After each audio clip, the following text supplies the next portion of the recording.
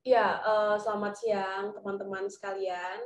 Kita ketemu lagi di Opsi, obrolan penting tapi santai. Ini edisi pertama ya setelah, iya Bang, setelah kita mungkin lebih dari 1 tahun kemarin tidak lagi ya buat podcast, dan ini podcast pertama kita dengan Bang Faisal Basri. Kita akan bahas soal laporan yang Walhi buat pada beberapa minggu yang lalu, Indonesia Tanah Air Siapa. Nah, di laporan ini Walhi dan Auriga itu memaparkan bagaimana sebenarnya ketimpangan ruang antara korporasi dan rakyat, dan bagaimana sebenarnya semua sektor ekonomi di Indonesia itu dikuasai oleh hanya beberapa grup saja gitu. Nah, sore hari ini kita akan bahas dari sisi ekonomi gitu ya, dari bagaimana menurut Bang Faisal Basri terkait dengan situasi yang dipaparkan dalam laporan ini gitu. Dan seperti kita tahu nih Bang, dalam laporan tersebut 53 juta hektar penguasaan lahan yang sudah diberikan oleh negara, 95%-nya itu diberikan kepada korporasi, khusus untuk 3 sektor ini: pertambangan, perkebunan, dan sektor kehutanan, kebun kayu dan logging gitu ya. Rakyat itu hanya diberikan 3 juta saja sampai hari sedikit ini. Kurang dari 3 juta, 2,9 gitu ya. Iya. Nah, dan 2,9 itu di periodenya Jokowi aja. Jadi dari 12,7 juta hektar target perhutanan sosialnya Jokowi di periode pertama dan sampai periode kedua, hingga hari ini hanya 2,9 juta yang mampu terrealisasi. 10% ya. 10% saja. Udah mau habis nih Bang. Tahun depan tuh udah fokus dengan urusan politik gitu ya. Dan hutan sosialnya juga katanya sertifikatnya banyak yang bodong yang dikasih. Iya, dan banyak juga berkonflik dengan perusahaan juga di tingkat lapangan. Nah, saya punya pertanyaan nih Bang. Kenapa sih sebenarnya pemerintah itu selalu pelit ke rakyat, tapi baik hati ke korporasi? Bagusnya kita pakai kerangka analisis Daron Acemoglu dan James Robinson, boleh jadi ya, yang mengarang Why Nations Fail. Kemudian 2019 itu kan 2016 kalau nggak salah, lupa lah ya. Tapi buku lanjutan dia itu The Narrow Corridor, koridor yang sempit. Mudah-mudahan segera diterjemahkan. Kalau Why Nations Fail sudah diterjemahkan supaya banyak akses yang membaca. Nah, di situ dia menganalisis the dynamics, dinamika dari pergumulan antara kekuatan state dan kekuatan society. Jadi dia bikin diagram, sumbu vertikalnya itu power of state, horizontalnya power of society. Nah, tapi kita harus memodifikasi sedikit. Sekarang power of state-nya berkelindan dengan power of corporation. Biasanya corporation itu 3 pilar kan, corporation, people, sama politik kan. Nah, ini udah berkelindan mereka, corporation and state. Jadi koridornya itu ya, itu menggeser ke state and corporation. Di tengah melemahnya kekuatan society. Nah, contohnya di Indonesia gampang saja. Coba bayangkan, berkelindan saya katakan tadi ya, ada wakil menteri merangkap jadi wakil ketua umum Kadin. Cuma ada di Indonesia. Kemudian saya pernah bertemu, walaupun sekarang sudah tidak menjabat ya, wakil wali kota Bandar Lampung merangkap ketua Apindo Provinsi Lampung. Ketua MPR juga pengurus teras Kadin. Staf ahli kementerian isinya pengusaha melulu. Nah, jadi udah ada batas. Nah, inilah yang membuat mereka leluasa untuk tidak sekedar memengaruhi kebijakan, tapi mereka masuk ke rongga pengambilan keputusan dan menjadi aktor aktif untuk merumuskan kebijakan. Makanya ketua Satgas penyusunan Undang-Undang Omnibus, Ketua Umum Kadin, gitu. Jadi udah privatisasi peran negara. Dan sudah tidak jelas lagi batasnya itu. Nah, oleh karena itulah yang hanya bisa mengimbangi ini adalah penguatan power of society. Meskipun sekarang yang muncul malah pelemahan-pelemahan ya Bang ya. Iya, kita nggak boleh diam, kita nggak boleh tinggal diam. Anda bisa lihat polisi, fenomena polisi. Kita nggak bicara tentang pembunuhannya, tapi Anda bisa lihat di tambang-tambang di Obi ya, Pulau Obi itu dijaga oleh tentara dan polisi. Di Kalimantan Selatan, polisi baku tembak dengan tentara. Masing-masing membackingi si korporasi itu. Nah, jadi menurut saya makin berbahaya ya, karena kita mengarah kepada penguatan power of state dan society di tengah melemahnya kekuatan sipil, kekuatan masyarakat. Oke. Artinya memang diperlukan kekuatan masyarakat sipil untuk mereposisi posisi negara tadi gitu ya, dan memberikan batasan yang jelas antara negara dan corporate tadi. Nah, ini Bang, selalu muncul narasi nih.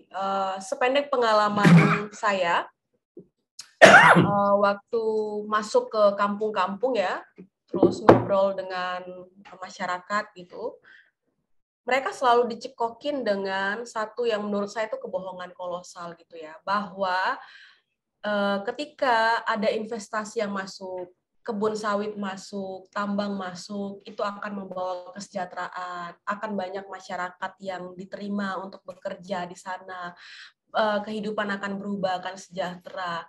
Nah, bagaimana menurut Bang Faisal, meskipun tadi korelasinya sangat dekat ya dengan penjelasan pertama tadi? Ya konsepnya kan saya butuh lahan ini, gusur penduduk sekitar itu. Kemudian menciptakan relasi dengan rakyat yang asimetri. Jadi misalnya di sawit, sawit saya sedikit kok. Saya ini melaksanakan program inti plasma, gitu kan? Inti plasma. Ada yang intinya 10%, plasmanya 90%, ada yang 50-50 gitu. Tapi kan itu menciptakan ketergantungan abadi. Iya kan? Oke, kamu saya kasih semua bibit segala macam, nanti jualnya ke saya ya. Itu kan ketergantungan abadi. Harusnya di negara yang memiliki Pancasila itu yang harus dilakukan adalah korporasi rakyat. Jadi ini lahan ini ya, ini lahannya dimiliki secara komunitas. Jadi bukan dikasih sertifikat satu-satu.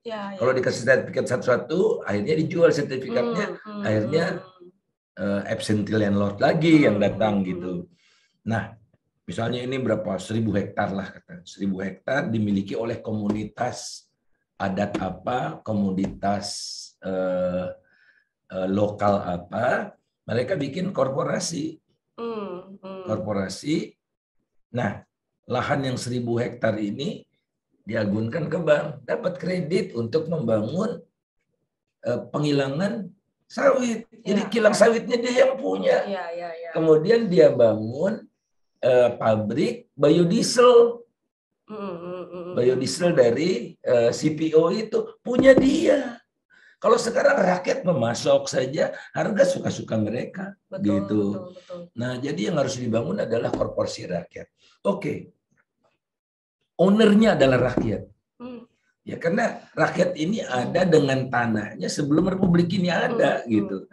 Nah, kalau mereka masih kekurangan modal, kekurangan teknologi, mereka bisa kerjasama dengan korporasi lain, tapi selevel Selevel, bukan inti plasma gitu. Nah sekarang program kemitraan inti plasma, ya Allah, melanggengkan ketergantungan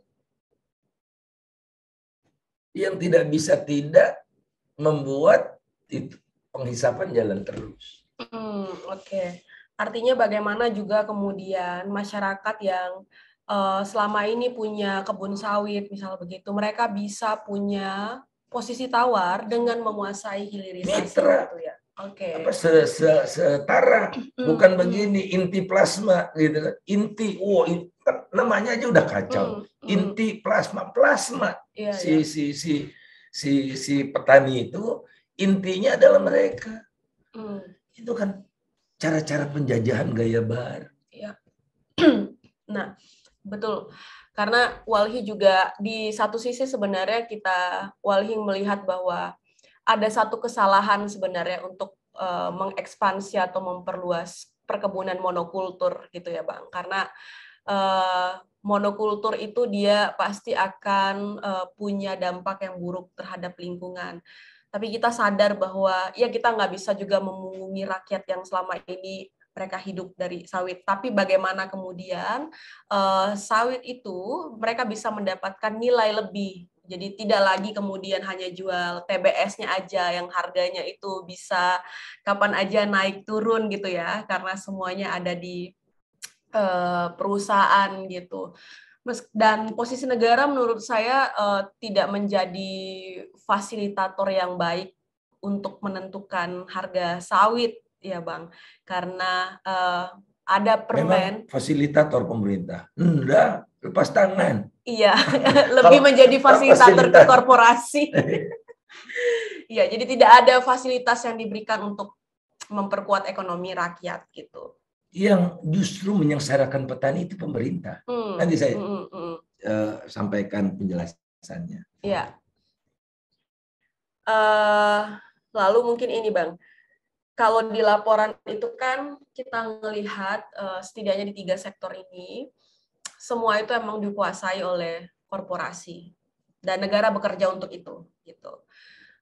Sawit hulu hilir tuh dikuasai korporasi, kayu juga gitu ya, hutan.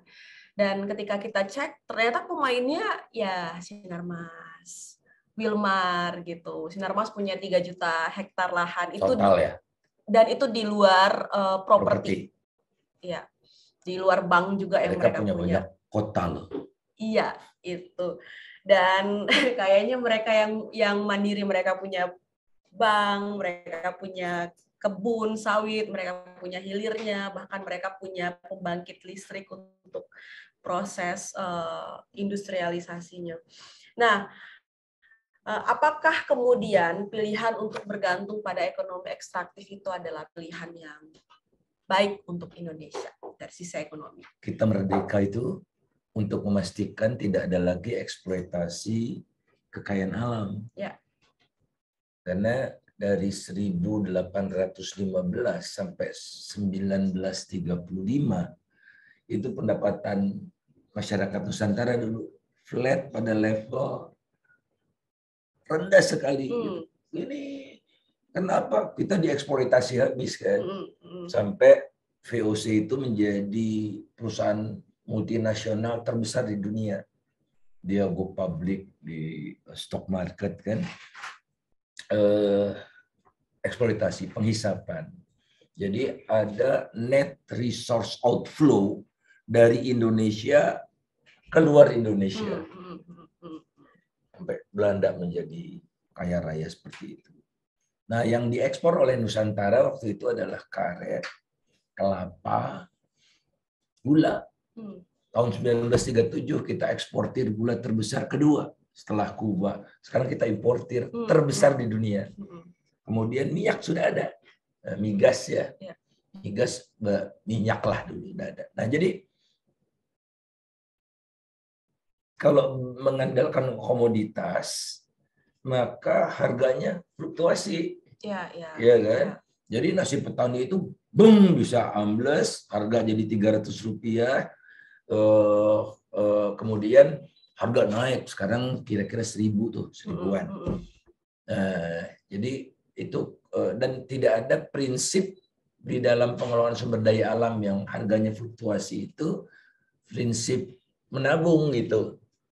Nah, jadi kisah Nabi Yusuf di kitab Kejadian di Bible, di Al-Quran itu surat Yusuf ayat 43-54. Wahai umatku, kalau panen kamu lagi bagus, gunakan seperlunya, sisanya tabung. Karena nanti ada siklus 7 tahunan, kalian nggak akan susah. Nah, rakyat itu udah biasa menabung, betulnya. Di Kalimantan Selatan ya, Kalimantan Barat itu ada kredit union, gitu-gitu. Nah, kalau sekarang ini ketamakan korporasi itu dieksploitasi habis, gitu. Anda bayangkan harga batu bara dari $50 sekarang menjadi dalam waktu sekejap ya menjadi tadi berapa? 307 ya. $3.000. Ya. 300.000. Harus ya. Ini podcastnya jangan kebohongan nih. $300 dari $50 jadi 306 kali lipat. 6 kali lipat. Padahal seperti di laporan Walhi itu, bumi, air, dan kekayaan alam tergantung di dalam dikuasai oleh negara bagi sebesar-besar kemakmuran rakyat, bukan si oligark itu kan. Nah, jadi caranya apa? Kenakan namanya windfall tax. Itu diterapkan di Amerika. Amerika yang kapitalis, windfall tax. Kemudian di beberapa negara lagi gitu ya menerapkan itu, Indonesia tidak. No. Dan ini sempurna sekali kalau kita bandingkan antara korporasi sawit dengan korporasi batubara. Saya katakan tadi negara itu yang menyengsarakan petani. Ya. Kenapa? Harga sawit di pasar internasional tadi 3 sawit itu batubara tadi. Sawit itu sekarang $1.000-an. $1.000 1.056,64 per Juli kemarin. Juni sempat Mei sempat 1.700. Katakanlah 1.000 ya. 1.000 sawit ini. Karena banyak rakyat di sawit, maka pemerintah nggak rela rakyatnya sejahtera. Rakyatnya nggak dapat 1.000, tapi dikenakan pajak, namanya bea keluar, plus bea sawit, yang akhirnya kira-kira 30%. Jadi petani cuma dapat 70, gara-gara pemerintah menerapkan bea sawit. Tapi di batu bara yang nggak ada petaninya tidak dikenakan. Iya, iya. Jadi batu bara yang naik jadi 300 dari 50 itu 6 kali lipat, itu 100% windfall-nya dinikmati oleh pengusaha. 100%. Sementara kalau sawit yang banyak, kan nggak ada rakyatnya di batubara. Sawit itu ratusan ribu bahkan jutaan petani atau keluarga tani lah ya, beserta dengan anak istrinya itu dikenakan. Kemudian dilarang ekspor. Pernah dilarang ekspor? Pernah. Apa? Harga dari 2.000 tuh TBS belum menjadi 300. Saya baru ketemu orang kemarin di Riau, itu Rp300. Lebih murah dari kerupuk ya, Bang? Lebih murah dari kerupuk. Akhirnya tidak ini kan. Siapa yang merugikan negara? Ya pemerintah sendiri. Nah, si korporasi ini kan dia trading. Jadi petani kan nggak langsung ekspor. Dijual lah dia ke trader kan. Nah, trader ini kan yang mengekspor. Nah, dikenakan bea sawit yang jumlahnya 150 triliun nih kumulatifnya. 74% dinikmati oleh biodiesel yang punya dia juga. Martua Sitorus dan kawan-kawan itu. Sementara buat petani, itu kan uang petani juga. 30% kalau proporsionalnya, setidaknya 30% buat petani. Petani dapatnya 4,4% saja.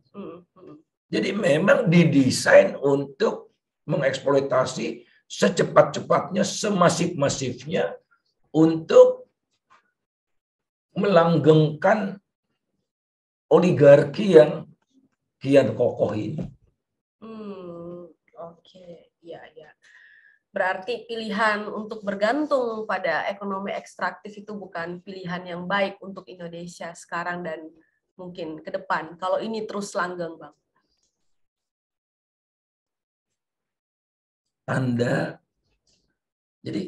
Jadi buat apa kita merdeka? Ya. Iya kan? Buat apa kita merdeka? Kalau 77 tahun merdeka, ekspor kita sebagian besar masih ekstraktif. Ya. Atau komoditas. Betul. Jadi lebih dari separuh ekspor kita itu komoditas. Nah, kalau komoditas, modalnya enggak perlu otak. Modalnya tenaga. Keruk, jual. Tebang, jual. Petik, jual. Jadi itulah ekonomi komoditas yang niscaya nilai tambahnya sangat rendah. Dan tidak menciptakan lapangan kerja. Kata pemerintah menciptakan lapangan kerja. Lapangan kerja apa? Jadi kuli. Apa bedanya dengan zaman Belanda? Jadi kuli. Orang Jawa dibawa ke Sumatera untuk jadi kuli. Di Delhi dan di sekitarnya sana kan perkebunan itu. Jadi apa gunanya kita 70 tahun merdeka? Kita harus transformasi yang itu namanya value extraction. Jadi ekstraksi nilai. Ekstraksi nilai kan cuma tebang, terus dagangkan, jual, udah. Kita harus value creation kalau sudah merdeka. Jadi sumber daya ini kita jadikan awal untuk diolah, bersama-sama disinergikan dengan yang lain-lain untuk menghasilkan nilai tambah yang lebih tinggi. Ini buatan Indonesia nggak? Coba kita cek. Most likely gitu ya, most likely. Nah, yang harus dikembangkan kan yang ini nih. Ya. Ini. Nah, tapi jangan heran kalau ininya masih impor. Nah, kenapa mereka nggak mau? Karena ribet gitu. Ngapain orang metik keruk semakin dalam. Ingat loh, batu bara kita tuh open pit. Ya tinggal keruk aja, tidak harus ke gua-gua seperti di Amerika ya, Amerika Selatan itu. Open pit tinggal ambil. Nikel kita juga begitu. Terus Pak Jokowi mengigau. Waktu pidato itu. Dia bilang, saudara-saudara, ini kita telah berhasil mengindustrialisasikan segala macam. Ekspor baja meningkat berapa belas kali lipat, dia bilang kan. Tahu nggak Pak Jokowi itu? Itu baja yang dia bilang itu kode HS-nya 72. Keluarga baja. Di dalam baja itu ada 7201. Harmonize system ya. 72 tuh keluarga baja. Isinya 7201 namanya nickel pig iron. Yang pemurniannya cuma 17-20% dan 100% diekspor ke Cina. Jadi bahan baku industri baja di Cina, bukan Krakatau Steel yang beli. Kemudian 72 berapa saya lupa ya, ferronikel. Baterai. Nggak ada baterai, nggak ada pabrik baterai di sana. Di 100% juga 99,9 diekspor ke China. Nah, jadi kemudian diekspor hasilnya, diekspor duitnya masuk ke Indonesia. Ya tidak. Karena mereka pinjemnya dari Bank China, bayar bunganya ke Bank China, gitu kan. Keuntungannya oleh Indonesia dibebaskan untuk tidak bayar pajak, keuntungan 20 tahun. Jadi Republik Indonesia dapat apa? Tenaga kerja mereka bawa. Jadi pola eksploitasi. Nah, sekarang dulu VOC, sekarang namanya para oligark itu. Oke, ya. Jadi meskipun kita merdeka, ya, meskipun rezim terus berganti, tapi potret penguasaan, pengelolaan itu tetap eksploitatif, ya Bang. Contohnya Vietnam ya Mbak, yang baru bisa membangun belakangan ini saja ya, karena dia kan perang dulu dengan perang saudara gitu. Itu 70% lebih ekspornya itu manufaktur yang sudah diolah. Ini ini udah sudah proses manufacturing, ini proses manufacturing. Coba proses manufacturing dilakukan di level ekonomi rakyat. Penguasanya sendiri impor kerjanya.